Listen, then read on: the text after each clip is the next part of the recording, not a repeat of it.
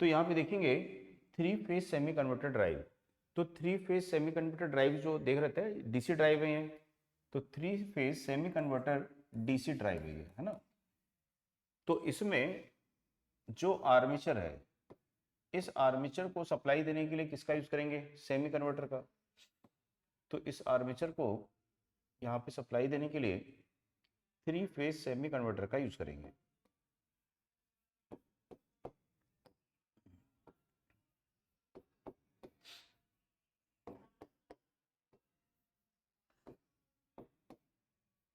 तो इस प्रकार से ये 3 फेज सेमी कंडक्टर है, एफडीए फ्रीव्हीलिंग डायोड है ये, और इसको हम यहाँ पे 3 फेज सप्लाई देंगे। इसी तरह से इसकी जो फील्ड वाइंडिंग होगी, इसकी फील्ड वाइंडिंग को भी सप्लाई देने के लिए किसका यूज करेंगे? सेमी कन्वर्टर का यूज करेंगे। तो यहाँ पे ये एफडी हो जाएगा, फ्रीव्हीलिंग डायोड है ये।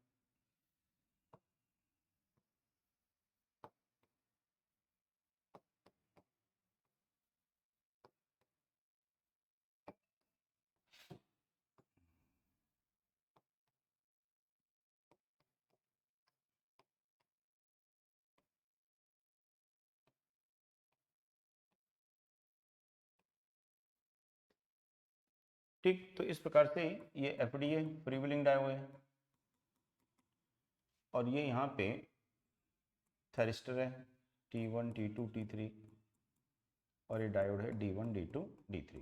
सेम वहाँ पे भी ऐसा ही है। ठीक, और यहाँ पे हम 3 फेज सप्लाई देंगे इसको R/B।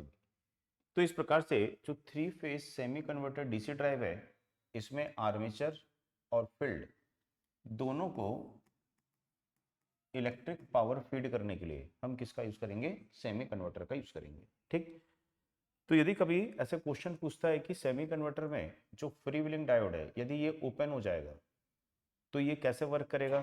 तो ये फिर एक फुल कन्वर्टर की तरह वर्क करेगा। ठीक, तो यदि इसमें एफडी क्या हो जाएगा? ओपन हो जाएगा, तो इसको हम कैसे यूज कर सकते हैं? एक फुल कन्वर्टर की तरह यूज कर सकते हैं। ठीक, और फुल कन्वर्टर यूज कर सकते हैं तो उसका ऑपरेशन कितने क्वाड्रेंट में करा सकते हो? 2 क्वाड्रेंट में करा सकते हैं। ठीक, तो अभी जो ये सेमी कन्वर्टर ड्राइव है इसका ऑपरेशन हम कितने क्वाड्रेंट में करा सकते हैं? यहाँ पे 1 क्वाड्रेंट में करा सकते हैं। तो ये जो है 1 क्वाड्रेंट ऑपरेशन होगा इसका। तो इसकी आउटपुट वोल्टेज और करंट है ये, और इसका ये फर्स्ट क्वाड्रेंट ऑपरेशन होगा, यानी कि इसमें आप क्या कर सकते हो? मोटरिंग ऑपरेशन कर सकते हो। ठीक, रीजनरेटिव ब्रेकिंग के लिए ये सुटेबल यहाँ पे नहीं होता है। तो समझ में आया? तो 1 क्वाड्रेंट ऑपरेशन रहेगा, फील्ड और आर्मेचर दोनों को क्या करेंगे? सेमी कन्वर्टर देंगे।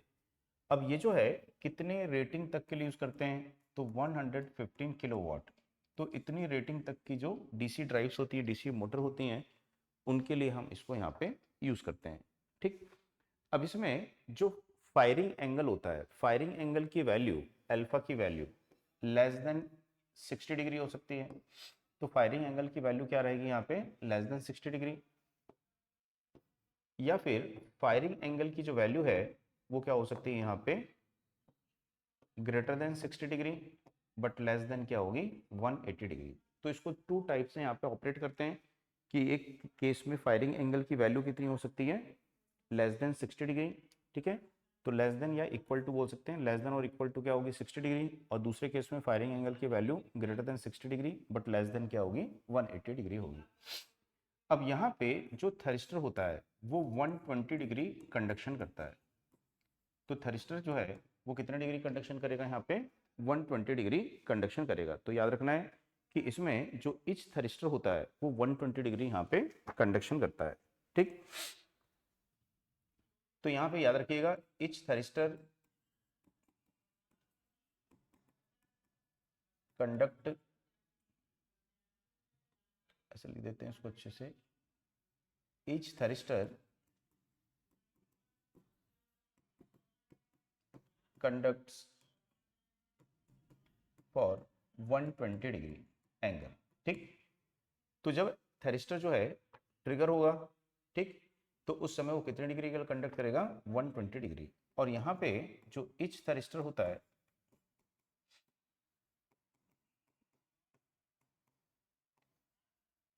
Conducts 180 degree minus alpha. ठीक, तो जो फायरिंग एंगल अल्फा है उसको क्या करेंगे 180 डिग्री में से माइनस कर देंगे, तो इतने एंगल के लिए यहाँ पे इस थरिस्टर जो है वो यहाँ पे कंडक्ट करेगा। ठीक, बस में तो यहाँ पे जो इच थरिस्टर है वो कितने डिग्री के लिए कंडक्ट करेगा, यहाँ पे 120 डिग्री के लिए कंडक्ट करेगा। तो यहाँ पे जो फ्री व्हीलिंग डायोड है वो फ्री व्हीलिंग डायोड कब कंडक्ट करेगा, तो फ्री व्हीलिंग डायोड जो कंडक्ट करता है वो मोर देन 60 डिग्री। तो फ्री व्हीलिंग डायोड या सीधा लिख देते हैं F D conducts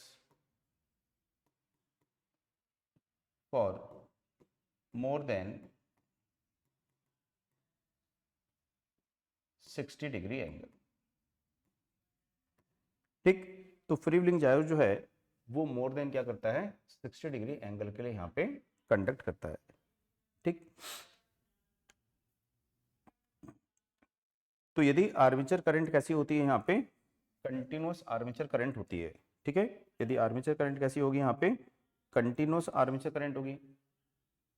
if armature current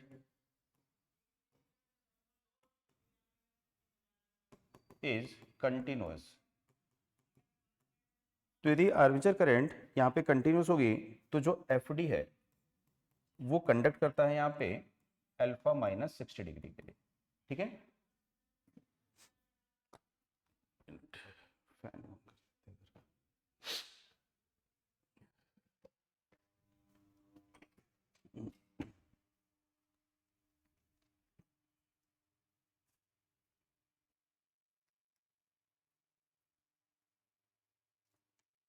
ठीक है ना। तो यहाँ पे जो एफ डी है वो कब कंडक्ट करता है, तो एफ डी कब कंडक्ट करेगा, जब फायरिंग एंगल जो है अल्फा, ठीक है, वो ग्रेटर देन क्या हो जाएगा यहाँ पे 60 डिग्री होगा। ठीक, 60 डिग्री के पहले 60 डिग्री के पहले थरिस्टर क्या रहेगा, यहाँ पे टर्न ऑफ रहेगा। बात समझ आ रही है, फायरिंग एंगल की वैल्यू कितनी है, यहाँ पे फायरिंग एंगल की वैल्यू कितनी है, लेस देन 60 डिग्री या इक्वल टू 60 डिग्री। ठीक है, तो यदि फायरिंग एंगल लेस देन और इक्वल टू 60 डिग्री है, इसका मतलब है कि इस समय, ठीक है, जो फ्री व्हीलिंग इस समय जो हमारी ये थरिस्टर हैं, ये थरिस्टर क्या है यहाँ पे ऑफ है। थरिस्टर कब ऑन होता है, तो थरिस्टर जो है ये टर्न ऑन कब होता है, जब इसको हम इस एंगल पे फायर करते हैं, है ना। कि जो थरिस्टर है इसको हम यहाँ पे फायर करेंगे, तो इस समय तक वो कंडक्ट नहीं किया है, इसके बाद कंडक्शन करेगा। तो जब थरिस्टर कंडक्ट करेगा तो उस समय एफ डी कंडक्ट नहीं करता है।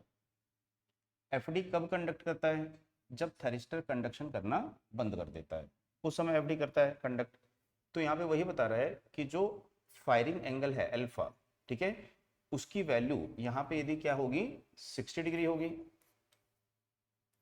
लेस देन 60 डिग्री होगी या इक्वल टू 60 डिग्री होगी। मान लीजिए आप फायरिंग एंगल की वैल्यू इक्वल टू 60 डिग्री है। ठीक, तो फायरिंग एंगल की वैल्यू जब 60 डिग्री है तो जब ट्रिगर हो जाएगा तो इच थरिस्टर कितने डिग्री के लिए कंडक्ट करेगा, तो ये थरिस्टर का क्या हो जाएगा कंडक्शन एंगल हो जाएगा। तो 180 माइनस 60 तो कितना आएगा 120 डिग्री। तो यहाँ पे बोल रहा है वही कि अल्फा जो है वो फायरिंग एंगल की वैल्यू यदि लेस देन और इक्वल टू 60 डिग्री होती है, ठीक है, तो यदि इक्वल टू 60 डिग्री है तो इस थरिस्टर कितने डिग्री के लिए कंडक्ट करेगा, वहां पे 120 डिग्री के लिए कंडक्ट करता है। ठीक, और यदि लेस देन होगी तब भी 120 डिग्री के लिए ही क्या करता है वो कंडक्ट करता है। इतना समझ में आया। तो जब यहाँ पे फायरिंग एंगल की वैल्यू 60 डिग्री है, मतलब कि थरिस्टर यहाँ पे टर्न ऑन हो रहा है, उसके पहले थरिस्टर क्या रहेगा टर्न ऑफ।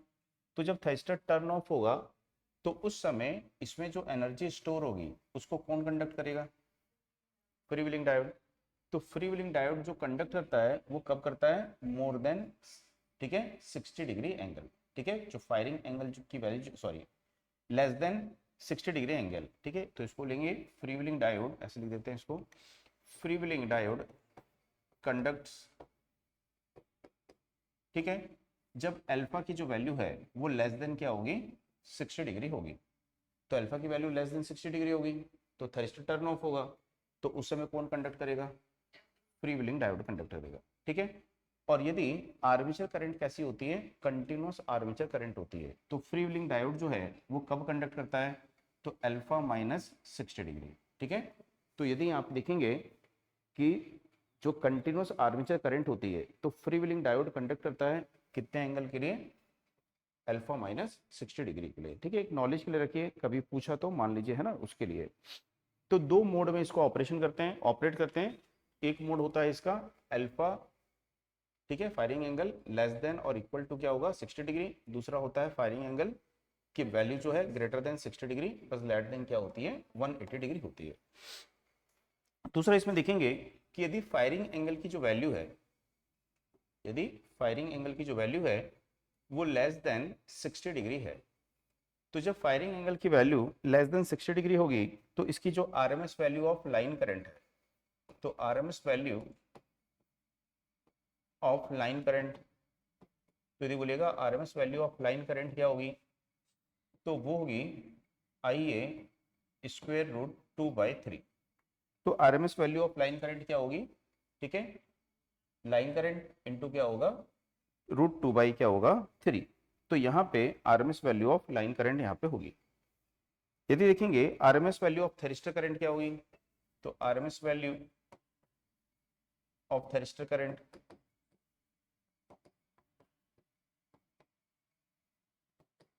तो इसकी वैल्यू होगी IA/√3। तो RMS value of thyristor current क्या होगी? IA/√3। यानी कि ईच थेरिस्टर जो कंडक्ट कर रहा है करंट, है ना, उसकी वैल्यू यहाँ पे कितनी होगी? IA/√3 होगी। तो इसको यहाँ पे याद रखना है। दूसरा, यदि जो फायरिंग एंगल की वैल्यू है वो greater than 60 degree but less than क्या है? ये 180 डिग्री है। तो यदि firing angle greater than 60 degree but less than, ठीक है, 180 डिग्री है, तो RMS value of line current जो है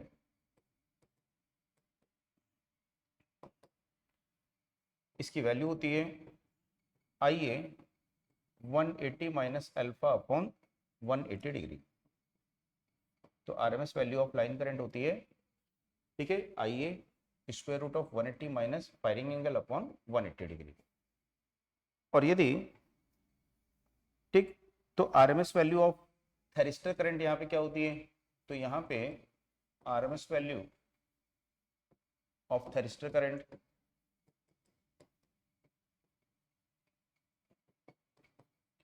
तो इसकी वैल्यू होती है IA square root 180 minus alpha upon 360 degree होती है, ठीक। तो ये आरएमएस वैल्यू ऑफ यहाँ पे क्या होती है? थेरिस्टर करंट होती है, ठीक। अब बाकी जो है इनकी वैल्यू तो आपको पता है कि सेमी कन्वर्टर जो होता है, सेमी कन्वर्टर की वोल्टेज कितनी होती है? आउटपुट वोल्टेज,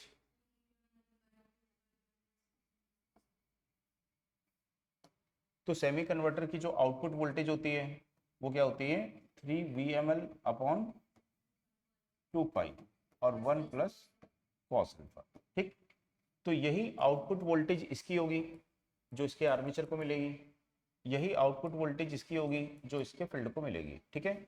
तो दोनों में आउटपुट वोल्टेज का इक्वेशन यही है। तो 3 फेज के लिए क्या है? 3 VML अपॉन 2 पाई 1 प्लस कॉस अल्फा इसकी वैल्यू होती है, ठीक। उसको कल भी देखे थे अपन शायद, है ना? कल नहीं देखे थे, कल उसका फुल कन्वर्टर का देखे थे। उसके बाद में देखेंगे 3 फेज फुल कन्वर्टर ड्राइव। तो इसके बाद में होती है 3 फेज फुल कन्वर्टर ड्राइव। तो 3 फेज फुल कन्वर्टर ड्राइव में क्या करेंगे? जो आर्मेचर है, अब इसको किससे सप्लाई दोगे आप? फुल कन्वर्टर से। तो आर्मेचर को भी फुल कन्वर्टर से फीड करोगे।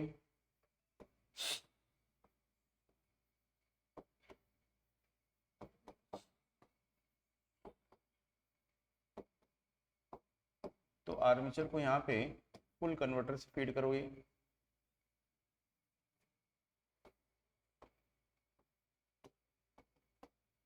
और जो आपका फील्ड होगा उस फील्ड को भी क्या करोगे? फुल कन्वर्टर से फीड करोगे। तो दोनों को ही फुल कन्वर्टर से फीड करना है।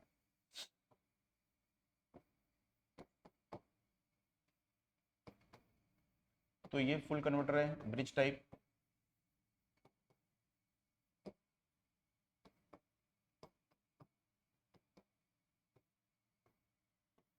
ठीक, तो दोनों को ही फुल कन्वर्टर से फीड करोगे।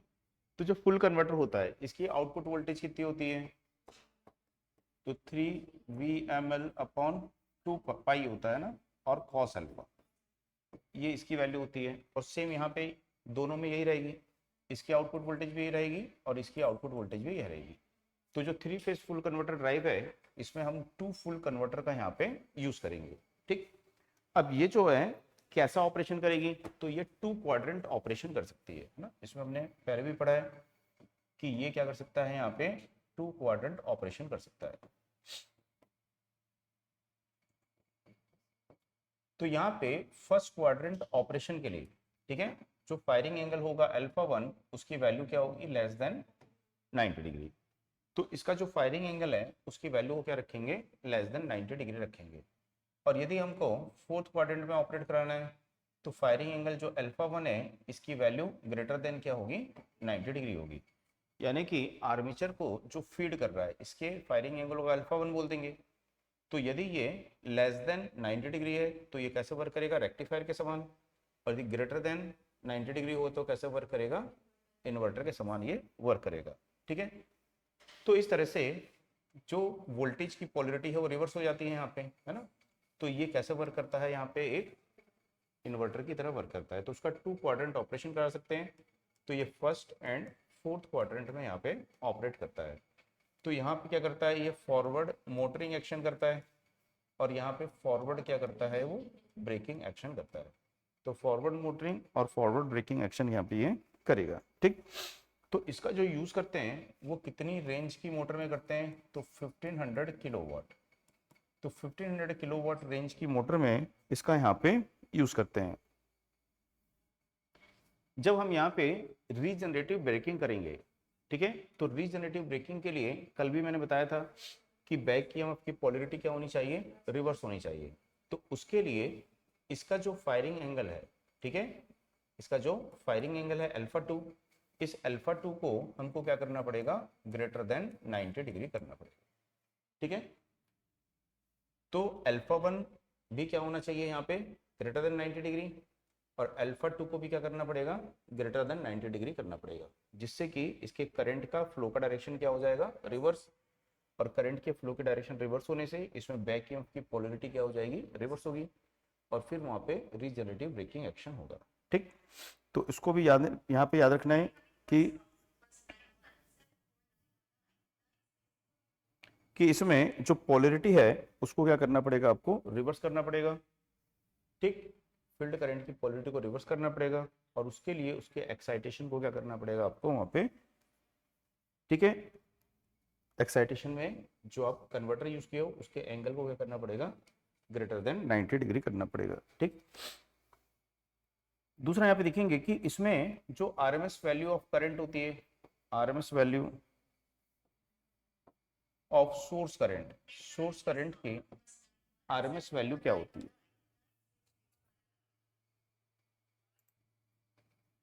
ठीक, तो आरएमएस वैल्यू ऑफ जो सोर्स करंट है यहाँ पे, तो RMS value of source current जो है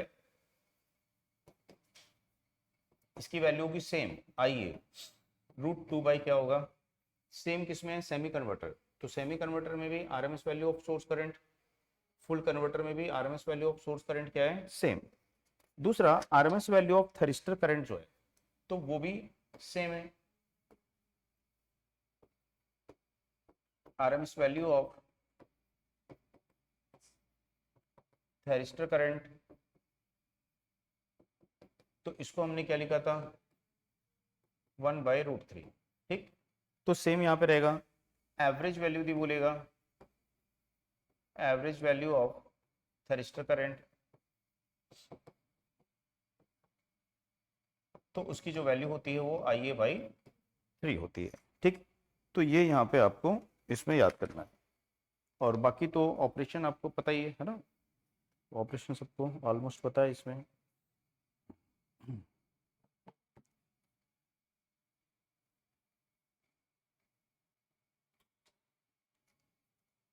ठीक है, इतना क्लियर है।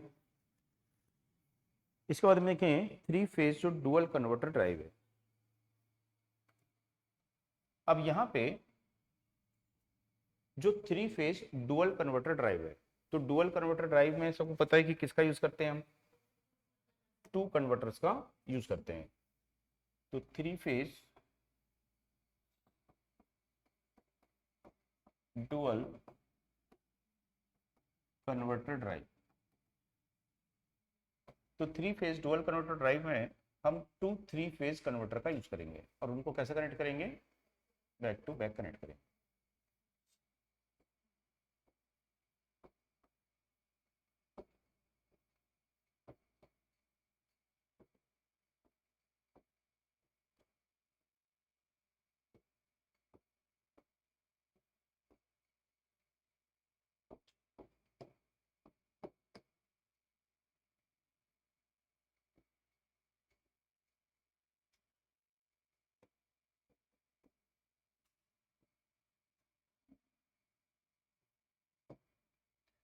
तो इस प्रकार से यहाँ पे 3 फेज कन्वर्टर का यूज कर लेंगे।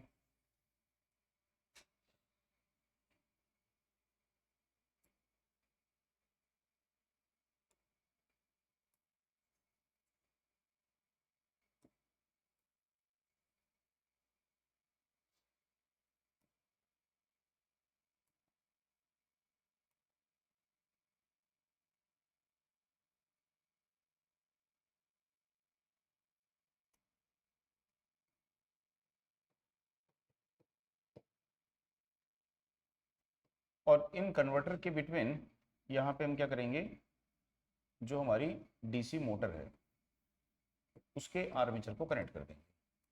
अब इसका जो फील्ड होगा, इसके फील्ड को सप्लाई देने के लिए अलग से क्या करेंगे, यहाँ पे सिंगल फेज फुल कन्वर्टर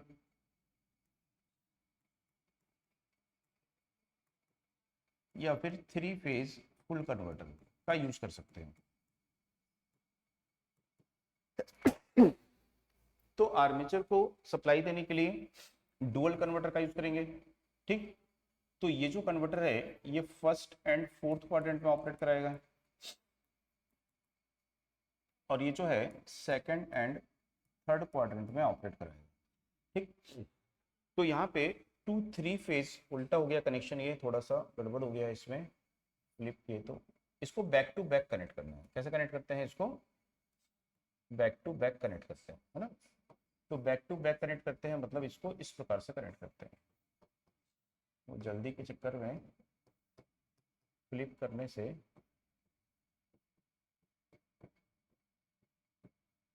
ठीक, तो ये बैक टू बैक कनेक्शन होता है यहाँ पे।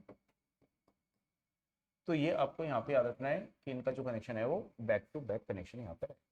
ठीक, तो इसको क्या बोलेंगे कि 3 फेज कन्वर्टर को हमने कैसे कनेक्ट किया है, एंटी पैरेलल। तो या तो आप एंटी पैरेलल में कनेक्ट करोगे या बोलेगा उसको बैक टू बैक कनेक्ट किए।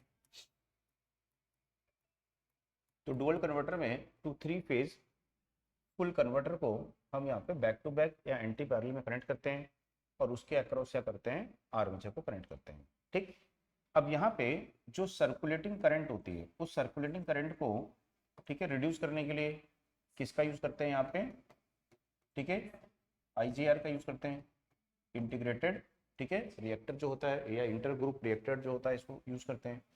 तो आईजीआर का मतलब क्या हो गया, इंटर ग्रुप रिएक्टर। तो इस इंटर ग्रुप रिएक्टर का यूज करते हैं जो कि इन कन्वर्टर के बिटवीन सर्कुलेटिंग करंट को क्या करता है, अवॉइड करता है, उसको रोकता है। ठीक, तो ये आपको यहाँ पे ध्यान रखना है। तो यहाँ पे इसके द्वारा हम क्या कर सकते हैं, first and fourth quadrant operation करा सकते हैं। तो इसका जो first and fourth quadrant operation होता है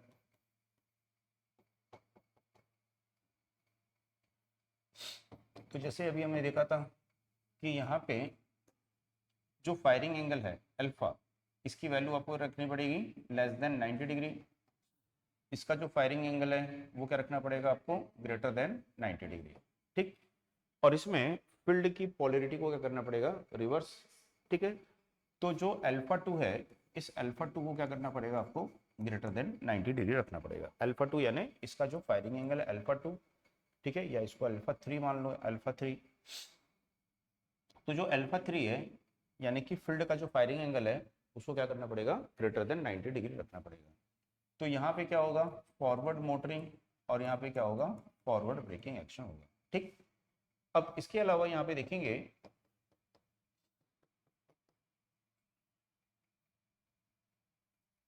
कि जब इसको हम ऑपरेट कराएंगे तो कौन से क्वाड्रेंट में ऑपरेट होगा ये, तो सेकंड एंड थर्ड क्वाड्रेंट में ऑपरेट होगा। तो यहाँ पे फॉरवर्ड मोटरिंग है तो यहाँ पे क्या होगा, रिवर्स मोटरिंग होगा। और रिवर्स मोटरिंग के लिए आपका जो फायरिंग एंगल है अल्फा, ये लेस देन क्या होगा, 90 डिग्री। तो इसके फायरिंग एंगल को यदि अल्फा 2, इसके फायरिंग एंगल को अल्फा 1 बोल देते हैं, तो ये क्या होगा, अल्फा 2 हो जाएगा। तो अल्फा 2 जो होगा वो लेस देन 90 डिग्री होगा। ठीक, यदि हमको रिवर्स ब्रेकिंग करानी है, तो रिवर्स यदि ब्रेकिंग आपको करनी है तो रिवर्स ब्रेकिंग के लिए जो अल्फा 2 है वो ग्रेटर देन क्या होगा, ठीक है, 90 डिग्री।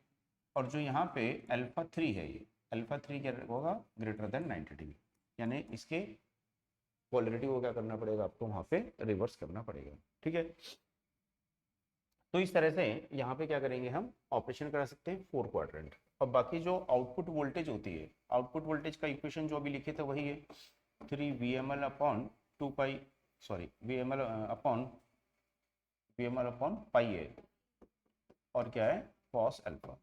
तो 3 VML upon pi cos alpha, ये इसका आउटपुट इक्वेशन होगा, वही इसका आउटपुट इक्वेशन होगा।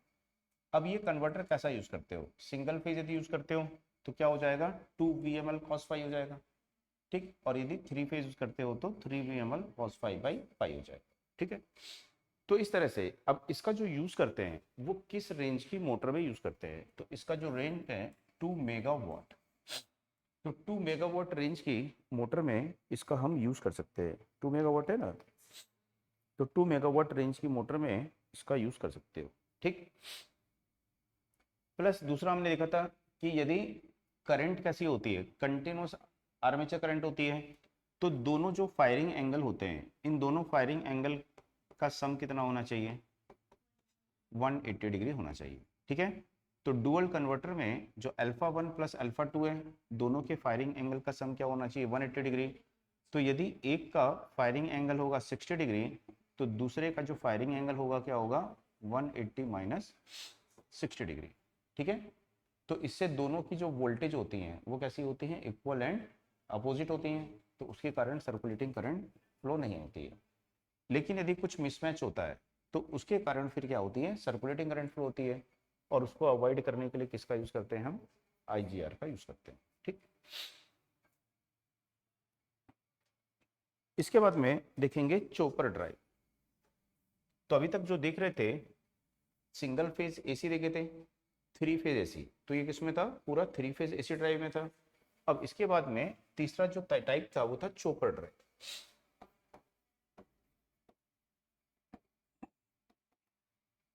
तो वेरिएबल चोपर सबको पता है ये क्या करता है, तो फिक्स्ड DC को क्या करता है, ये वेरिएबल DC में कन्वर्ट करता है। तो इससे हमको वेरिएबल DC मिल जाती है, और उस वेरिएबल DC को यूज करते हैं हम किसके लिए, DC मोटर्स को ड्राइव करने के लिए। तो जो हमारा ट्रैक्शन वर्क होता है, ठीक है, ट्रैक्शन वर्क, तो ट्रैक्शन वर्क में जो DC चॉपर है ये बहुत ही पॉपुलर है। तो ट्रैक्शन वर्क में DC चॉपर बहुत ही पॉपुलर है। दूसरा कि जो अभी इलेक्ट्रिक व्हीकल आ रहे हैं, है ना, जो इलेक्ट्रिक व्हीकल आ रहे हैं, तो इन इलेक्ट्रिक व्हीकल में, ठीक है, एनर्जी सेविंग के लिए, एनर्जी सेविंग मेन कंसिडरेशन होता है।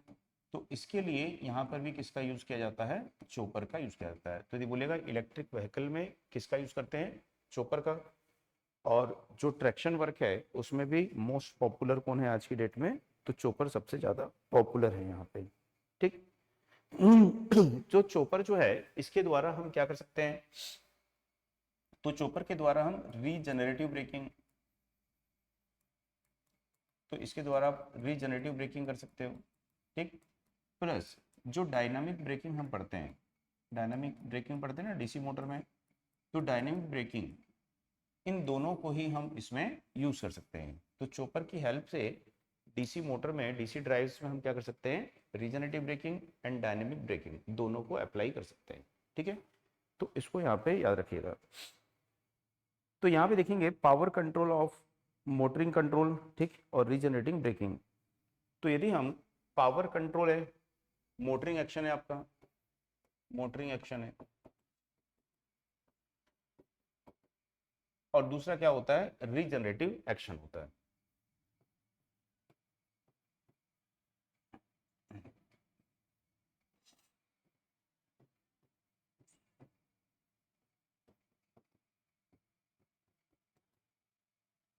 तो एक तो होता है मोटरिंग एक्शन और दूसरा क्या होता है, रीजनरेटिव एक्शन होता है। तो ये टू टाइप्स के एक्शन यहाँ पे रहेंगे, motoring action and regenerative action होगा।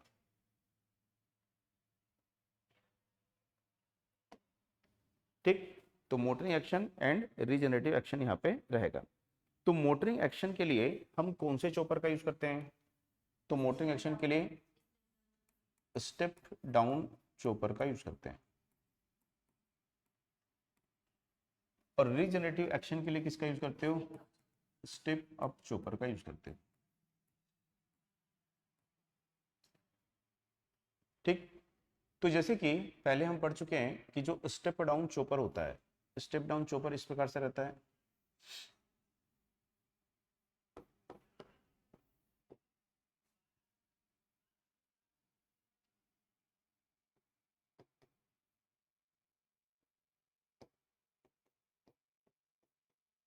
तो चॉपर क्या, एक स्विच है, एक स्विचिंग डिवाइस है ना। तो ये आपका चॉपर है और ये आपका एफडी है, फ्री व्हीलिंग डायोड है। ठीक, और ये है यहाँ पे आर्मेचर। तो चॉपर को जब हम क्या करते हैं, टर्न ऑन करते हैं, तो जब चॉपर जो है टी ऑन होता है, तो जब चॉपर जो है ये ऑन होता है, तो जब चॉपर ऑन होता है, ठीक, तो यहाँ पे जो आउटपुट वोल्टेज है, वो आउटपुट वोल्टेज किसके इक्वल होगी, सोर्स वोल्टेज के। तो आउटपुट वोल्टेज जो होती है ये सोर्स वोल्टेज के इक्वल होती है। ठीक, और यहाँ पे जो करंट है वो करंट यहाँ पे फ्लो होती है। तो हम बोलेंगे कि आउटपुट जो करंट है, लोड करंट, ठीक, ये यहाँ पे फ्लो होती है। तो वोल्टेज और करंट का डायरेक्शन यदि इसी डायरेक्शन में रहता है, जो हमने पोलैरिटी मार्क किया है, यदि आउटपुट वोल्टेज इसी पोलैरिटी में रहती है और करंट इसी डायरेक्शन में रहती है, तो हम क्या बोलेंगे, वोल्टेज और करंट दोनों कैसे हैं, पॉजिटिव हैं। तो यहाँ पे देखेंगे कि ये क्या करेगा, फर्स्ट क्वाड्रेंट ऑपरेशन करेगा, कि इसमें जैसे ही इसको ऑन करेंगे तो आउटपुट वोल्टेज की पोलैरिटी ये पॉजिटिव मिलेगी और ये क्या मिलेगी, नेगेटिव, और करंट सेम डायरेक्शन में फ्लो होगी। तो वोल्टेज और करंट दोनों कैसे रहेंगे, यहाँ पे पॉजिटिव रहेंगे। ठीक, अब इसमें जो आर्मेचर है, या तो हम उसके इंडक्टर को मान सकते हैं, या आपको समझना है तो एक इंडक्टर ऐसा कनेक्ट कर सकते हो। ठीक, कि जब यहाँ पे करंट इंक्रीज होगी तो इसमें क्या होगी, एनर्जी स्टोर होगी, उसकी पोलैरिटी ऐसी होगी। जैसे ही इसको हम ऑफ करेंगे, इसको जैसे ही ऑफ करेंगे, यानी कि सी एच क्या हो जाएगा, ऑफ हो जाएगा। तो जब सी एच ऑफ होगा तो उस समय आउटपुट वोल्टेज की वैल्यू क्या हो जाएगी, जीरो होगी। लेकिन इंडक्टर में जो एनर्जी स्टोर्ड है उसकी पोलैरिटी क्या हो जाएगी, रिवर्स हो जाएगी, और उसके कारण ये डायोड कौन से बायस में आएगा, फॉरवर्ड बायस में, और इंडक्टर की एनर्जी के कारण क्या होगी, यहाँ पे करंट फ्लो होगी। तो यहाँ पे आउटपुट करंट सेम डायरेक्शन में फ्लो होती है ना, जो डायरेक्शन पहले है उसी डायरेक्शन में से फ्लो होगी। तो आउटपुट करंट पॉजिटिव रहेगी, और ये किसके कारण फ्लो होती है, तो flow due to inductor energy. तो इंडक्टर एनर्जी के कारण ये यहाँ पे फ्लो होती है। तो वोल्टेज और करंट ऑलवेज क्या रहेंगे, यहाँ पे पॉजिटिव रहेंगे। तो चॉपर में हमने पढ़ा था कि इसकी क्या होती है, एक ड्यूटी साइकिल होती है। तो इसकी जो ड्यूटी साइकिल है अल्फा से डिनोट करेंगे, और ये क्या होती है, टी ऑन अपॉन टी, ठीक है, या T on upon T on plus T on. दूसरा इसकी चॉपिंग फ्रीक्वेंसी होती है। तो चॉपिंग फ्रीक्वेंसी क्या होती है, रेसिप्रोकल ऑफ टाइम पीरियड होती है। इसकी जो एवरेज आउटपुट वोल्टेज होती है, एवरेज आउटपुट वोल्टेज, तो ये एवरेज आउटपुट वोल्टेज होती है V S into duty cycle लिख सकते हो। ठीक, या टी ऑन अपॉन टी लिख सकते हो, या इसको हम लिख सकते हैं वी एस ड्यूटी साइकिल। ठीक, या इसको हम लिख सकते हैं यहाँ पे कि V S T on into chopping frequency. तो इसकी जो एवरेज आउटपुट वोल्टेज है वो किस पर डिपेंड करती है, ड्यूटी साइकिल चॉपिंग फ्रीक्वेंसी के प्रोपोर्शनल होती है। इनकी वैल्यू को यदि इंक्रीज करेंगे तो एवरेज आउटपुट वोल्टेज इंक्रीज होगी, इनकी वैल्यू को डिक्रीज करेंगे तो एवरेज आउटपुट वोल्टेज डिक्रीज हो जाएगी।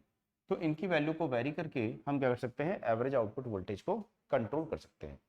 अब जो यहाँ पे ये वोल्टेज है ना, ये कैसा स्टेप डाउन चॉपर है, तो क्या करेगा कि इसका जो आउटपुट मिलेगा वो आपको एवरेज वैल्यू, आउटपुट की कौन सी वैल्यू लेंगे, एवरेज वैल्यू। तो इसके आउटपुट की जो एवरेज वैल्यू है वो हमेशा सोर्स वोल्टेज से कम होगी। जैसे यहाँ पे 200 वोल्ट है तो यहाँ पे कितनी वोल्ट है, 160 वोल्ट है। तो आर्मेचर को कितनी मिल रही है, 160 वोल्ट मिल रही है। ठीक, तो इस 160 वोल्ट के कारण ये जो आर्मेचर है यहाँ पे कैसी स्पीड पर रन करेगा, लो स्पीड पे। कि हमने पढ़ा है कि जो डीसी मोटर की स्पीड का फार्मूला है V minus I A R A upon क्या है, पाई है। तो इसमें हम वोल्टेज को कंट्रोल कर रहे हैं मोटर की, तो यदि वोल्टेज की वैल्यू को कम करेंगे तो स्पीड क्या हो जाएगी, इसकी कम हो जाएगी। तो इस मेथड में हम वोल्टेज की वैल्यू को वेरी करके मोटर की स्पीड को क्या करते हैं, यहाँ पे कंट्रोल करते हैं। ठीक, तो ये आपको यहाँ पे ध्यान में रखना है। ठीक है, तो यहाँ पर जैसे हम पढ़ते हैं कि जो डीसी मोटर होती है, ऐसा डीसी मोटर पढ़ते हैं, डीसी मोटर के आर्मेचर को जो हम वोल्टेज अप्लाई करते हैं, ठीक, ये वोल्टेज किसके इक्वल होती है, तो हम पढ़ते हैं कि इसमें क्या होता है, ईवी होता है प्लस क्या होता है, आई ए आर ए होता है। ठीक, तो V इज इक्वल टू हम क्या पढ़ते हैं, A B plus I A R A drop पढ़ते हैं, ये पढ़ते हैं। तो यहाँ पे इस V का मतलब क्या हो गया, एवरेज आउटपुट वोल्टेज हो गई। इस V का मतलब क्या हो गया, एवरेज आउटपुट वोल्टेज हो गई। ठीक, तो इस V को हम क्या बोल सकते हैं यहाँ पे कि इसके अक्रॉस क्या मिल रही है, एवरेज आउटपुट वोल्टेज। और उस एवरेज आउटपुट वोल्टेज की वैल्यू क्या है, तो Vs इंटू क्या है, अल्फा। तो Vs into alpha E B plus I A R A हो जाएगा। ठीक है, तो इससे यदि आपको आर्मेचर करंट को कैलकुलेट करना है तो आर्मेचर करंट को कैलकुलेट कर सकते हो। ठीक, कि आर्मेचर में कितनी करंट यहाँ पे फ्लो होगी। तो कैलकुलेशन के लिए इसका कर सकते हैं हम यहाँ पे यूज कर सकते हैं। ठीक, तो वो सब न्यूमेरिकल्स तो इसके आपको आएंगे नहीं है ना, वो सब गेट वेट में आते हैं। दूसरे यहाँ पे देखेंगे कि जो रीजनरेटिव ब्रेकिंग है, तो रीजनरेटिव ब्रेकिंग एक्शन करेंगे। तो रीजनरेटिव ब्रेकिंग एक्शन के लिए हम किसका यूज करेंगे, तो स्टेप अप चॉपर का यूज करेंगे। ठीक, तो रीजनरेटिव ब्रेकिंग एक्शन के लिए आप यूज करोगे यहाँ पे स्टेप अप चॉपर। तो स्टेप अप चॉपर जो होता है इसमें देखेंगे इस प्रकार से हमने पढ़ा है कि इसमें एक लार्ज इंडक्टेंस कनेक्ट करेंगे, ये हमारा आर्मेचर है। ठीक, तो आर्मेचर का जो इक्विवेलेंट सर्किट होता है, वो आर्मेचर का इक्विवेलेंट सर्किट क्या होता है, इस प्रकार से। ठीक, ये हो गई आपकी ईबी बैक ईएमएफ और ये क्या हो गया, आर्मेचर रेजिस्टेंस। और ये हो गया आपका यहाँ पे चॉपर, और ये सीरीज इंडक्टेंस हो गया, और यहाँ पे प्लस माइनस सोर्स वोल्टेज और ये एक डायोड। ठीक, तो ये आपकी क्या है, ये आर्मेचर है, ये आर्मेचर ऑफ डीसी मोटर है ये। तो जब ये चॉपर क्या है यहाँ पे, ठीक है, जैसे ही इस चॉपर को हम क्या करेंगे, यहाँ पे क्लोज करेंगे। तो जैसे ही इस चॉपर को हम क्लोज करेंगे तो जो बैक ईएमएफ है उसके कारण यहाँ पे क्या फ्लो होगी, करंट फ्लो होगी। तो जब सी एच जो होगा, चॉपर जो होगा, वो क्या होगा, यहाँ पे ऑन रहेगा। ठीक, तो जब चॉपर ऑन होगा तो उस समय यहाँ पे देखेंगे कि जो आउटपुट वोल्टेज है उसकी वैल्यू क्या होगी, जीरो। आउटपुट में कोई वोल्टेज अपीयर नहीं होगी, तो आउटपुट वोल्टेज की वैल्यू जीरो होगी। लेकिन यहाँ पे क्या होगा, एक करंट फ्लो होगी बैक ईएमएफ के कारण, और इसमें एनर्जी स्टोर होगी, ईएमएफ इंड्यूस्ड होगी, उसकी पॉलरिटी ऐसे होगी क्योंकि करंट ऐसे फ्लो हो रही है। ठीक, अब उसके बाद में यहाँ पे जो सेल्फ इंड्यूस्ड ईएमएफ है, ठीक, वो यहाँ पे इंड्यूस्ड हो जाएगी ऐसे, उसकी पॉलरिटी ऐसे रहेगी, और जो करंट है वो करंट यहाँ पे फ्लो होगी। तो करंट के फ्लो का डायरेक्शन कैसा रहेगा, इस प्रकार से, है ना। तो नॉर्मली जो मोटर है उसमें करंट कैसे फ्लो होती है, ऐसे फ्लो होती है, तो ये करंट का पॉजिटिव डायरेक्शन है। ठीक, और ये हमारी वोल्टेज की पॉलरिटी है। जब करंट नॉर्मली आर्मेचर में फ्लो होती है तो ये पॉजिटिव होता है, ये नेगेटिव, तो ये बोलेंगे हमारी आउटपुट वोल्टेज की पोलरिटी है। यदि वोल्टेज इसी पोलरिटी में रहेगी तो हम बोलेंगे वोल्टेज पॉजिटिव है। यदि वोल्टेज की पोलरिटी रिवर्स हो जाएगी तो क्या बोलेंगे, वोल्टेज नेगेटिव। आई बस में, यदि करंट इसी डायरेक्शन में होगी तो बोलेंगे पॉजिटिव है, इसके अपोजिट फ्लो होगी तो क्या बोलेंगे, नेगेटिव है।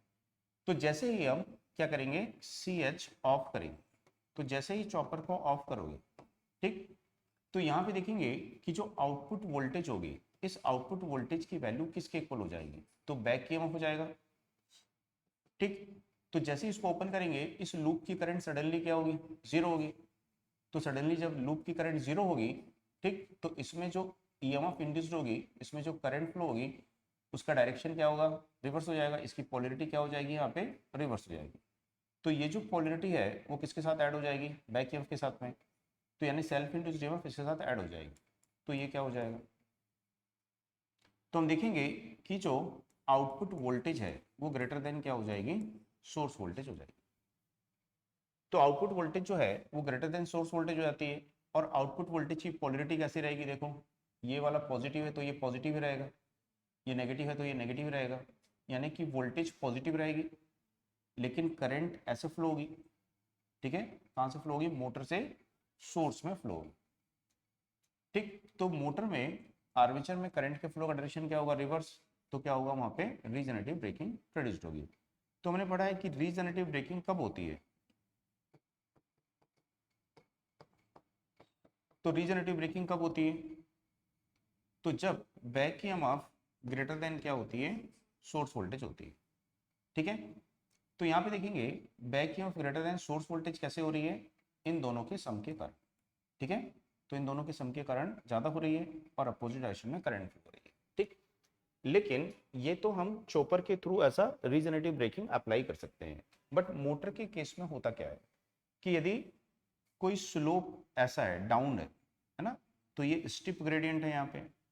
तो जब मैंने बताया था कि यहाँ पे इस प्रकार से आती है कोई मोटर, तो उसको क्या बोलेंगे, ओवरहॉलिंग, इसमें ओवरहॉलिंग प्रॉपर्टी है। या फिर कोई क्रेन है और उस क्रेन से जो सामान है, ठीक है, अब जैसे कि मोटर है ये, तो मोटर इस क्रेन से सामान को क्या करेगी, ऊपर लिफ्ट करेगी। अब यदि सामान नीचे की तरफ आ रहा है, नीचे के डायरेक्शन में आ रहा है, तो ये सामान क्या करेगा, मोटर को ड्राइव करेगा। ठीक, तो उस समय मोटर की जो स्पीड है वो क्या हो जाएगी, इंक्रीज हो जाएगी। तो उस समय हम क्या करेंगे, रीजनरेटिव ब्रेकिंग का यूज करेंगे। ठीक है, तो रीजनरेटिव ब्रेकिंग का वहां पे यूज करते हैं। और इस समय चॉपर कौन से क्वाड्रेंट में ऑपरेट होता है, सेकंड क्वाड्रेंट में ऑपरेट होता है।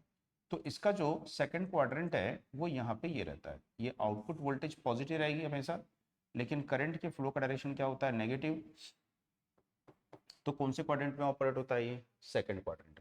ठीक है, तो जैसे कि हमने इसके बाद में पढ़ा था कि जो एक चॉपर होता है जिसको हम बोलते हैं type C chopper, type C chopper पढ़े थे, जो किसमें कैपेबल है, मोटरिंग और रीजनरेटिव दोनों एक्शन करने में कैपेबल है। तो जो टाइप सी चॉपर है ये कितने क्वाड्रेंट में ऑपरेट होता है,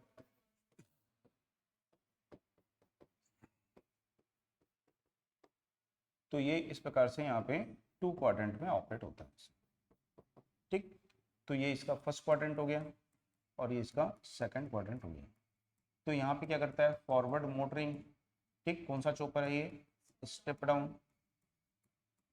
यहाँ पे क्या करता है, फॉरवर्ड, फॉरवर्ड ब्रेकिंग, क्या करेगा ये, फॉरवर्ड ब्रेकिंग।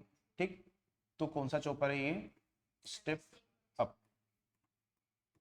ठीक है, तो फॉरवर्ड ब्रेकिंग करेगा, फॉरवर्ड मोटरिंग, फॉरवर्ड ब्रेकिंग यहाँ पे आता है।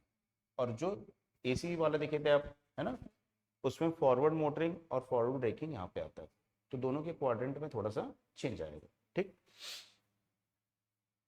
क्योंकि क्वाड्रेंट में क्यों चेंज आता है, वोल्टेज और करंट की पोलरिटी कैसी है उस पर डिपेंड करता है वो। ठीक है, तो यहाँ पे वोल्टेज हमेशा पॉजिटिव है, करंट क्या होती है, नेगेटिव होती है, तो इसीलिए क्वाड्रेंट यहाँ पे चेंज हो जाएगा। तो इसमें हमने पढ़ा था एक four quadrant chopper, four quadrant पढ़ते हैं। तो फोर क्वाड्रेंट चॉपर किसको बोलते हैं, टाइप ए। तो टाइप ए चॉपर जो है इसको बोले थे फोर क्वाड्रेंट।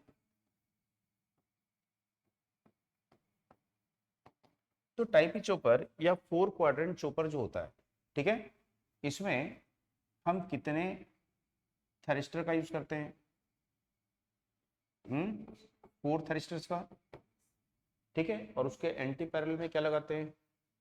डायोड, है ना। चॉपर सर्किट याद है? तो चॉपर सर्किट में क्या यूज करते हैं? एंटी पैरेलल में डायोड का यूज करते हैं। कौन से डायोड होते हैं वो? ठीक है, D1 D2। फीडबैक मतलब, हाँ, क्या बोलेंगे उसको, जब चॉपर हमारा ऑफ हो जाएगा तो उस समय वो डायोड क्या करेंगे? कंडक्ट करते हैं, ठीक है। तो यहाँ पे देखेंगे कि जो फर्स्ट क्वाड्रेंट है, इस फर्स्ट क्वाड्रेंट में और सेकंड क्वाड्रेंट में, ठीक है, ऑपरेट हुआ। तो फर्स्ट क्वाड्रेंट में कौन सा चॉपर था?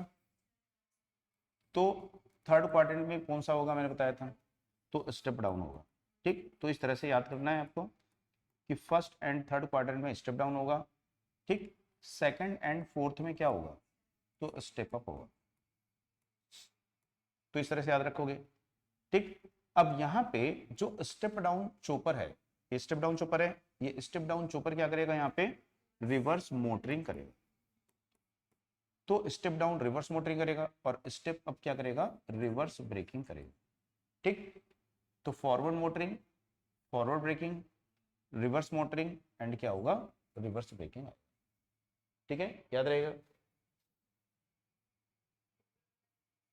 इसके बाद में देखेंगे एसी ड्राइव। तो इसके बाद में देखिए एसी ड्राइव्स। तो एसी ड्राइव जो होती है, ठीक है, इसकी एडवांटेज क्या होती है? एडवांटेज,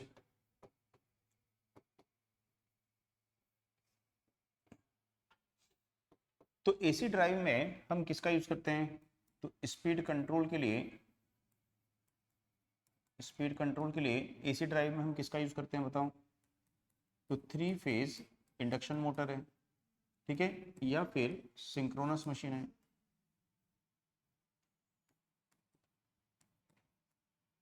या फिर सिंक्रोनस मशीन है। बट इसका यूज बहुत रेयर करते हैं हम, मोस्टली किसका यूज करते हैं? 3 फेज इंडक्शन मोटर का यूज करते हैं, ठीक। तो एसी ड्राइव में हम मोस्टली किसका यूज करते हैं? 3 फेज इंडक्शन मोटर का यूज करते हैं, ठीक है। लोड को ड्राइव करने के लिए उसकी स्पीड को हमको कंट्रोल करना है, तो वहां पे 3 फेज इंडक्शन मोटर का यूज करेंगे। तो इसीलिए इसकी जो एडवांटेज है वही एडवांटेज होंगी जो एडवांटेज किसकी होती हैं? 3 फेज इंडक्शन मोटर की होती है। तो 3 फेज इंडक्शन मोटर की कैसी एडवांटेज होती है? क्या होती है वो? सिंपल एंड रोबस्ट होती है,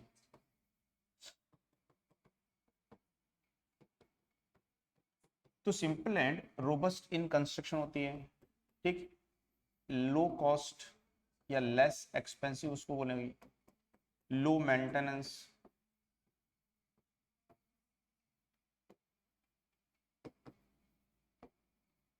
तो लो मेंटेनेंस आपको यहाँ पे करना पड़ता है, तो लो मेंटेनेंस आपको यहाँ पे करना पड़ेगा, ठीक। और एफिशिएंसी कैसी होती है इसकी? हायर एफिशिएंसी होती है। तो ये हम यहाँ पे पढ़ते हैं कि जो 3 फेज इंडक्शन मोटर होती है, ठीक है, इसकी ये प्रॉपर्टी होती है। इसके अलावा बोल सकते हैं कि क्या होती है? लाइट इन वेट होती है, light in weight and small in size then DC motor, ठीक। दूसरा, इसको हम कहाँ पे यूज कर सकते हैं? तो इसको यूज कर सकते हैं जैसे कि केमिकल प्लांट है, तो केमिकल प्लांट में यूज कर सकते हो। पेट्रोकेमिकल है, ठीक है, पेट्रोकेमिकल है, तो यहाँ पे यूज करते हो। यहाँ पे रिस्क ऑफ क्या होता है? फायर। तो ऐसे प्लेस पर भी यूज कर सकते हैं जहां पर क्या होता है? रिस्क ऑफ फायर होता है, तो वहां पर भी एसी ड्राइव यानी इंडक्शन मोटर का यूज कर सकते हैं, क्योंकि इसमें कम्यूटेटर नहीं होता है, कार्बन रश नहीं होते हैं, तो इसके कारण इसमें स्पार्किंग नहीं होती है। डीसी मोटर में स्पार्किंग होती है, लेकिन इस एसी ड्राइव की कुछ ड्रॉबैक भी होती हैं। तो इसकी जो ड्रॉबैक है, ठीक, वो ड्रॉबैक किसके कारण है? इसके कन्वर्टर के कारण, कि इसका जो कन्वर्टर होता है वो कैसा होता है? यहाँ पे बहुत ज्यादा कॉम्प्लेक्स होता है, ठीक है। तो कॉम्प्लेक्स कन्वर्टर इसका होता है। ठीक, जो कन्वर्टर होता है वो क्या करता है, प्रोडक्शन ऑफ हार्मोनिक्स करता है। ठीक है, तो प्रोडक्शन ऑफ हार्मोनिक्स होता है बाय कन्वर्टर। तो कन्वर्टर जो है वो हार्मोनिक्स को जनरेट करेगा, हार्मोनिक्स को प्रोड्यूस करता है। और कन्वर्टर कैसा होता है, इसका एक्सपेंसिव होता है। तो एक्सपेंसिव कन्वर्टर होता है। ठीक, तो कन्वर्टर कॉम्प्लेक्स है, जटिल है उसकी, है ना, उसका ऑपरेशन थोड़ा सा जटिल है। दूसरा यहाँ पे हार्मोन्स को क्या करता है, प्रोड्यूस करता है, इससे मोटर का ऑपरेशन क्या होता है, अफेक्टेड होता है। दूसरा, जो एक्सपेंसिव है कन्वर्टर, तो इसके कारण कॉस्ट क्या होगी, ओवरऑल कॉस्ट यहाँ पे इंक्रीज हो जाएगी। तो ये इसकी यहाँ पे ड्रॉबैक होती है। ठीक, तो ड्रॉबैक से ज़्यादा एडवांटेज है, तो इसलिए हम किसको यूज़ करेंगे, यहाँ पे एसी ड्राइव्स को यूज़ करते हैं। तो जब एसी ड्राइव को हम यूज़ करेंगे तो एसी ड्राइव में कौन कौन से मेथड होंगे उसकी स्पीड को कंट्रोल करने के लिए। ठीक है, तो यहाँ पे देखेंगे speed control methods of AC drive. AC drive मतलब ये आपकी क्या हो जाती है, इंडक्शन मोटर हो जाती है। तो इंडक्शन मोटर टू टाइप की होती है, एक स्क्विरल केज इंडक्शन मोटर होती है, ठीक, एक स्लिप रिंग इंडक्शन मोटर होती है। तो squirrel cage induction motor, slip ring induction motor, ठीक है, तो टू टाइप्स की मोटर होती हैं। तो दोनों की स्पीड को क्या करना पड़ेगा, यहाँ पे कंट्रोल करना पड़ेगा। तो इसकी स्पीड को कंट्रोल करने के कौन कौन से यहाँ पे मेथड्स हैं। ठीक, तो टाइप्स ऑफ मेथड में एक है, जो इलेक्ट्रिकल में आप पढ़ते हो ना वो थोड़ा सा अलग है, ये कुछ कुछ मिलते हैं, एक आध दो अलग है। तो स्टेटर वोल्टेज कंट्रोल ये पढ़ते हो आप लोग, ठीक है। स्टेटर फ्रीक्वेंसी कंट्रोल ये भी पढ़ते हो आप लोग। तीसरा, stator voltage and frequency control, ठीक, तो इसी को हम इसी में पढ़ लेते हैं, फ्रीक्वेंसी कंट्रोल के अंतर्गत ही पढ़ लेते हैं ना। दूसरा यहाँ पे देखेंगे stator current control, stator current control और स्टैटिक रोटर रेजिस्टेंस कंट्रोल।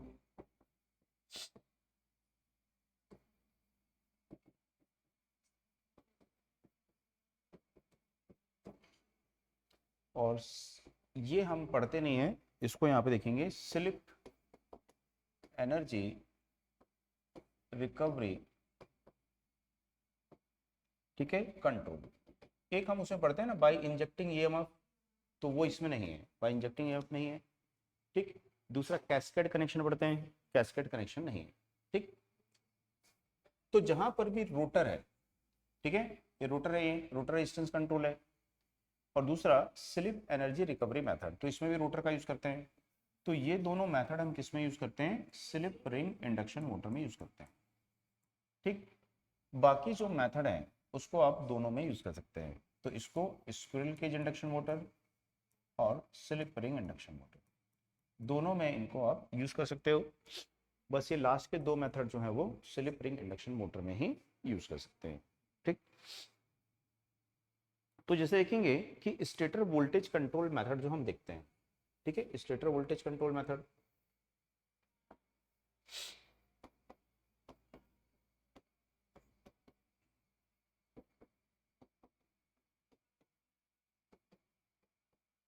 तो हम मोटर की स्पीड को कब कंट्रोल करते हैं, जब मोटर अंडर रनिंग कंडीशन होती है। तो रनिंग का टॉर्क जो होता है थ्री फेज इंडक्शन मोटर का, तो टॉर्क अंडर रनिंग कंडीशन, ठीक है, ये किसके प्रोपोर्शनल होता है, तो slip into E2 square R2 upon R2 square plus SX2 का होल स्क्वायर, तो इसके प्रोपोर्शनल होता है। तो रनिंग कंडीशन में इंडक्शन मोटर का जो टॉर्क है इस वैल्यू के डायरेक्टली प्रोपोर्शनल होता है। और है हम पढ़ चुके हैं कि जो E2 है ये डायरेक्टली प्रोपोर्शनल टू क्या होती है, V होती है। तो R2 को हम यहाँ पे क्या रखेंगे, कांस्टेंट रखेंगे, ठीक। तो यहाँ पे हमने पढ़ा है कि जो रनिंग कंडीशन में टॉर्क होता है वो स्लिप इनटू क्या होता है, स्क्वायर ऑफ सप्लाई वोल्टेज होता है। ठीक, तो यदि हम सप्लाई वोल्टेज की वैल्यू को चेंज करेंगे, ठीक, तो सेम टॉर्क मेंटेन रखने के लिए क्या होता है, स्लिप इंक्रीज होती है और स्पीड क्या होती है वहां पे डिक्रीज होती है। ठीक, तो यहाँ पे यदि हमारा टॉर्क कैसा है, कांस्टेंट है ये, तो कांस्टेंट टॉर्क की कंडीशन में यदि हम वोल्टेज को डिक्रीज करते हैं तो वोल्टेज डिक्रीज करने पर मोटर की स्पीड क्या होगी, डिक्रीज होगी। ठीक है, सॉरी, वोल्टेज डिक्रीज करने पर मोटर का टॉर्क क्या होगा, डिक्रीज होगा। तो सेम टॉर्क मेंटेन रखने के लिए स्लिप की वैल्यू क्या होगी, इंक्रीज हो जाएगी। तो जब स्लिप की वैल्यू इंक्रीज होगी तो रोटर की जो स्पीड है वो रोटर की स्पीड क्या हो जाएगी, यहाँ पे डिक्रीज हो जाएगी। तो यदि स्लिप इंक्रीज होती है तो रोटर की स्पीड क्या होती है, डिक्रीज हो जाती है। समझ में आया? तो ये कब यूज करते हैं, कांस्टेंट टॉर्क की कंडीशन में इसको हम यहाँ पे यूज करेंगे। अब ये जो मेथड है, अब इसमें हम किसको कंट्रोल करेंगे, वोल्टेज को डिक्रीज करेंगे। तो वोल्टेज को कैसे डिक्रीज यहाँ पे करेंगे, तो ये जो हमारी 3 फेज इंडक्शन मोटर है, इस 3 फेज इंडक्शन मोटर को जो हम 3 फेज वोल्टेज अप्लाई करेंगे तो उसके लिए हम किसका यूज करेंगे, 3 फेज एसी वोल्टेज कंट्रोलर का यूज करेंगे। तो हमने पढ़ा था कि 3 फेज जो एसी वोल्टेज कंट्रोलर है, एसी वोल्टेज कंट्रोलर का यूज काय के लिए करते हैं, 3 phase single phase induction motor के स्पीड कंट्रोल के लिए उसका यूज करते हैं। ठीक, और जो हीटिंग कंट्रोल है, हीट कंट्रोल है, उसके लिए यूज करते हैं। तो यहाँ पे हम क्या यूज कर रहे हैं, ये 3 फेज एसी वोल्टेज कंट्रोलर का यूज कर रहे हैं। तो इसका हम यूज करके इसको 3 फेज सप्लाई देंगे और 3 फेज सप्लाई देके, ठीक है, ये तो सबको पता है, इसमें phase control method, integral cycle control method, उससे इसके आउटपुट वोल्टेज को चेंज करोगे और आउटपुट वोल्टेज को चेंज करके स्पीड को कंट्रोल करोगे। लेकिन ये याद रखना है, यदि पूछा स्टेटर वोल्टेज कंट्रोल मेथड में किस इलेक्ट्रॉनिक डिवाइस का यूज करोगे आप वोल्टेज को वेरी करने के लिए, स्पीड को कंट्रोल करने के लिए, 3 फेज एसी वोल्टेज कंट्रोलर का मोस्टली यूज करते हैं, मोस्टली इसी का यूज करते हैं, है ना, इस मेथड में। तो ये जो मेथड होता है, इस मेथड का यूज कब करते हैं, किस कंडीशन में करते हैं, तो ये जो मेथड होता है, ठीक है, इसमें हम वाइड स्पीड रेंज प्राप्त नहीं कर सकते हैं। ठीक है, तो इसका यूज कहाँ पे करते हैं, स्मॉल स्पीड रेंज के लिए, स्मॉल स्पीड रेंज।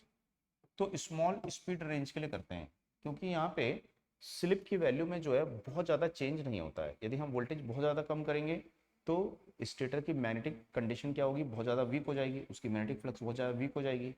तो इसलिए इसका जो यूज़ है वो कहाँ पे करते हैं, स्मॉल स्पीड रेंज में करते हैं। तो ये आपको यहाँ पे रखना है कि यहाँ पे ये जो मेथड है किसके लिए सुटेबल होता है, लार्ज वैल्यू मैक्सिमम स्लिप। ठीक है, ये मेथड किसके लिए सुटेबल होता है, तो suitable for large value maximum slip. ठीक, ऐसे हम को क्या बोलते हो, मैक्सिमम स्लिप। तो लार्ज वैल्यू मैक्सिमम स्लिप के लिए क्या होता है, ये सुटेबल होता है। यानी कि यहाँ पे जो हम पढ़ते हैं ना, ये मैक्सिमम स्लिप, ये मैक्सिमम स्लिप, तो ये मैक्सिमम स्लिप क्या है, लार्ज है ये। तो लार्ज वैल्यू मैक्सिमम स्लिप के लिए क्या होता है, ये सुटेबल होता है। तो ये आपको याद रखना है। ठीक है, यदि हम लो स्लिप के लिए इसको यूज करेंगे तो इसके लिए सुटेबल है। यदि हम लो स्लिप के लिए यूज करेंगे, लो मैक्सिमम स्लिप के लिए यूज करेंगे, तो लो मैक्सिमम स्लिप के यदि यूज करोगे तो आपको क्या मिलेगी, नैरो स्पीड रेंज मिलेगी, यानी कि वाइड स्पीड रेंज आपको नहीं मिलेगी। ठीक, तो यदि हम लो वैल्यू स्लिप के लिए यूज करेंगे, लो वैल्यू मैक्सिमम स्लिप के लिए यूज करेंगे तो स्पीड रेंज क्या हो जाएगी, फिर वहां पे नैरो हो जाएगी। तो ये आपको याद रखना है। तो इसलिए इसका यूज जो है वो किसके लिए करते हैं, हम स्मॉल स्पीड रेंज या लिमिटेड स्पीड रेंज के लिए इसका यूज किया जाता है। ठीक, तो यहाँ पे जब इसको हम पावर फीड करते हैं, किसके द्वारा पावर फीड कर रहे हैं, एसी वोल्टेज कंट्रोलर, तो ये क्या करता है, जनरेशन ऑफ हार्मोनिक्स करता है। तो इसमें जो हार्मोनिक्स का जनरेशन होता है वो ज्यादा होता है। ठीक, और इसमें जो कंट्रोलर का इनपुट पावर फैक्टर है वो भी क्या होता है, लो। तो इसकी ड्रॉबैक क्या है कि लार्ज हार्मोनिक कंटेंट होते हैं इसमें, लार्ज हार्मोनिक कंटेंट होंगे। ठीक, और दूसरा जो low input power factor of converter. जो कन्वर्टर है उसका पावर फैक्टर कैसा रहेगा, इनपुट पावर फैक्टर कैसा रहेगा, लो पावर फैक्टर यहाँ पे रहेगा। ठीक, तो इसका जो यूज है वो कहाँ पे करते हैं, लो पावर ड्राइव। तो लो पावर जो ड्राइव होती हैं उन लो पावर ड्राइव में इसका यूज करते हैं, जैसे कि फैन हो गया, ब्लोअर हो गया, ठीक है। तो फैन है, ब्लोअर है, पंप है, तो इनमें इसका यूज किया जाता है। फैन में यूज कर सकते हो, ठीक है, ब्लोअर में, पंप्स में, तो ऐसी जगह पे यूज करते हैं, ठीक है, जहां पर लो स्टार्टिंग टॉर्क होता है। तो लो पावर ड्राइव में यूज करते हैं, जैसे फैन, ब्लोअर, पंप है, और इनका स्टार्टिंग टॉर्क क्या होता है, लो स्टार्टिंग टॉर्क होता है, तो इनमें इसका यूज यहाँ पे किया जाता है। ठीक, तो याद रखिएगा ये जो मेथड है ये किसके लिए यूज करेंगे, लिमिटेड स्पीड रेंज के लिए इसका यूज करते हैं, स्मॉल स्पीड रेंज के लिए यूज करते हैं। और इसमें जो मैक्सिमम स्लिप जहाँ पे ज़्यादा होती है जिस मशीन में, तो उसके लिए ये सूटेबल होता है। यदि लो मैक्सिमम स्लिप के लिए यूज़ करोगे तो स्पीड रेंज आपकी बहुत नैरो हो जाएगी, ठीक है। और इसकी ड्रॉबैक क्या होती है, लार्ज हार्मोनिक कंटेंट होते हैं सप्लाई में, और दूसरा क्या होता है, low input power factor of converter होता है। ठीक है, समझ में आया। अब इसके बाद जो बाकी हैं इसके पॉइंट्स, उसको नेक्स्ट क्लास में कल देखते हैं। तो कल ये कंप्लीट हो जाएगा आपका एसी कन्वर्टर, है ना। उसके बाद टाइम बचेगा तो एक आध टॉपिक देख लेंगे, एक आध टॉपिक देख लेंगे उसके बाद।